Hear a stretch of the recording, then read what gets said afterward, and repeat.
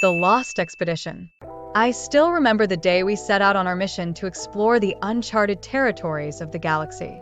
Our team consisted of 5 skilled astronauts, each with their own unique expertise and experience. I was the leader of the group, a seasoned astronaut with years of experience in space exploration. My name is Captain Jackson Lee, and I'm a 35-year-old Asian male with short black hair and piercing brown eyes. I wore a sleek white spacesuit adorned with various tools and gadgets that helped me navigate through the vast expanse of space.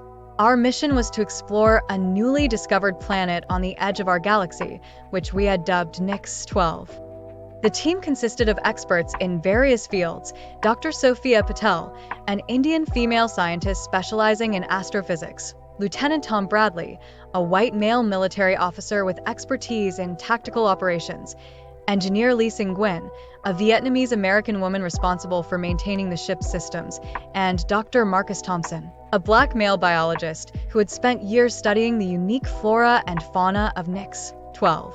As we entered the planet's atmosphere, our ship was buffeted by strong winds and turbulence.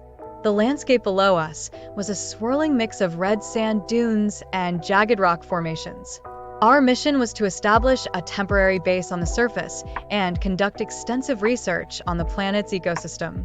We landed safely in a vast canyon system, surrounded by towering cliffs that stretched high into the sky. As we stepped out of our ship, I couldn't help but feel a sense of awe at the sheer beauty of this alien world. The air was thick with an otherworldly scent, and the sky above us seemed to shimmer with an iridescent glow. Our first task was to set up a makeshift laboratory using the equipment we had brought from our ship. Dr. Patel began analyzing samples of the planet's atmosphere while Lieutenant Bradley worked on establishing a secure perimeter around our campsite.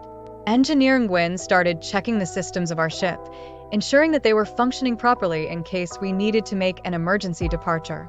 Meanwhile, I took it upon myself to explore the surrounding area with Dr. Thompson by my side. We trudged through the sand, our footprints leaving behind faint impressions on the alien soil. As we walked, Dr. Thompson pointed out various examples of Nix-12's unique plant life, including towering trees that seemed to defy gravity and sprawling vines that stretched across the ground like living serpents. I couldn't help but feel a sense of wonder at these strange creations. Suddenly, our comms system crackled to life. "Captain Lee, we have a problem." Lieutenant Bradley's voice came through the speaker. "One of the equipment pods has malfunctioned and is now emitting a strange energy signature." I turned to Dr. Patel and asked her to analyze the readings from the pod while Dr. Thompson and I made our way back to camp. As we approached, I noticed that Engineer Nguyen was frantically working on repairing one of the ship's engines. "What's going on?" I asked her.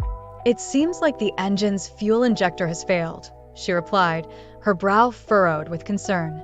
Dr. Patel joined us a moment later, holding up her data pad. "The energy signature from that equipment pod is unlike anything I've seen before," she said, her voice laced with worry. "We need to investigate further." With that, our team split into 2 groups. One consisting of Lieutenant Bradley and Engineer Nguyen would stay behind to work on repairing the ship's engine while Dr. Patel, Dr. Thompson, and I ventured out to examine the malfunctioning equipment pod.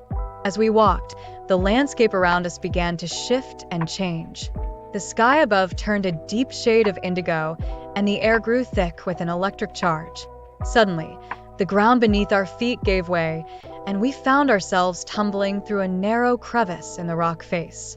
I managed to grab onto a nearby outcropping just as Dr. Thompson fell beside me. "This is insane," he whispered, his eyes wide with fear. Dr. Patel landed awkwardly on her side, dazed but unharmed. We all knew that we had to get back to our ship and fix the engine before it was too late. But as we made our way through the crevice, I couldn't shake off the feeling that something was watching us from the shadows.